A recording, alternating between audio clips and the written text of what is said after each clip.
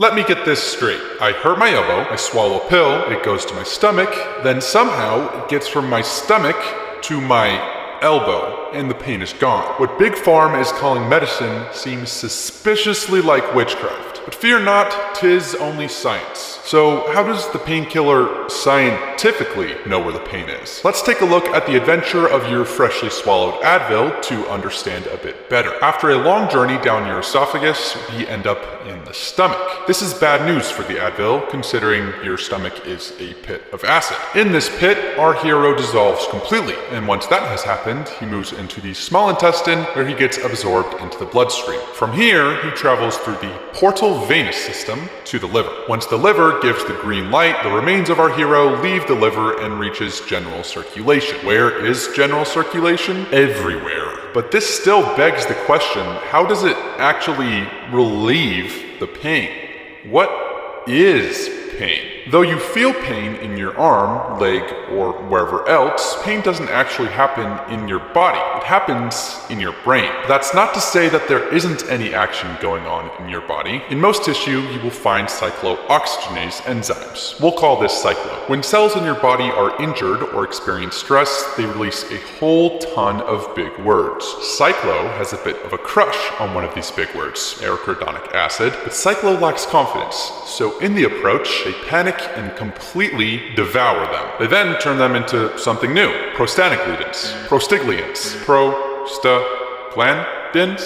Once this stuff is released, it quickly binds onto receptors in your peripheral nervous system. That's the nervous part of your nervous system. Then your peripheral nervous system sends signals using electricity to your central nervous system, the big guy. Brain cells then interpret these signals as pain and inflames the area that's hurting. But it's a faint pain, not really noticeable. But because the brain hates itself, depending on how strong the electrical signal, a part of the brain cell called astrocytes releases the same attractive chemical cyclo saw in the first place. And oh hey, would you look at that? Cyclo's in the brain as well. And spoiler alert, pain.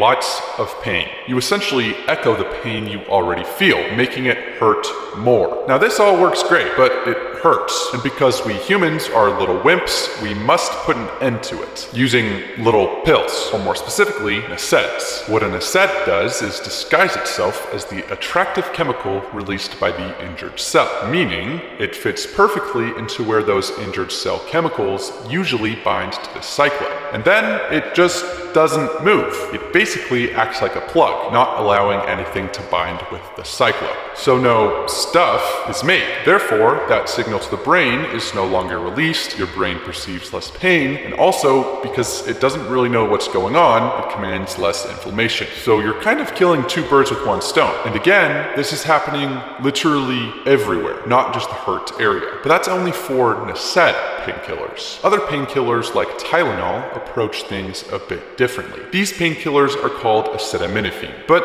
I'm just going to call them ACE because that sounds a lot cooler and I don't know how to spell acetaminophen. ACE gets into your blood the same way as before and therefore also reaches everywhere. The difference is they don't affect everywhere. While NSAID painkillers block cyclo in the tissue, ACE ignores the tissue and goes straight for the big guy. Once it's in there, it plugs the cyclo in your brain, preventing it from making any big words, meaning there's no echo, and that pain you feel is very, very faint. But hold on, if they both end up in the bloodstream, how is it that ACE can get to the brain, but NSAID can't? That's thanks to what I like to call the BB barrier. This is what separates the blood from your brain, and it doesn't let much through, but it does have some small cracks in it. NSAID is bigger and mostly polar, which in chemistry talk means it's sticky. On the other hand, ACE is pretty small and mostly non-polar, meaning it's slippery. So it kind of just squeezes through and ends up in your brain. The downside of going straight to your brain rather than to the source is that the big word is still released where you are hurt and sent to the brain. So the brain still knows you're hurt, and while it's not echoed, it's still going to release signals to inflame the area. Okay, that's cool and all, but why does ACE ignore the cyclo in the tissue, but not the cyclo in the brain? That's because they're actually slightly different. If cyclo is a puzzle piece where painkillers or pain signals are matching puzzle pieces, then there would be two slightly different variations, cyclo 1 and cyclo 2. Cyclo 1 is located in your tissue, while cyclo 2 in your brain. Pain signals in the SEDS are slightly simpler puzzle pieces that can fit with either, while ACE is a very specific puzzle piece that only fits with cyclo 2, ending up in your brain, making you feel better. Anyway, the aspirin and Tylenol is going to cost around 1 subscribe altogether, and I'll just flip the screen here real quick for you.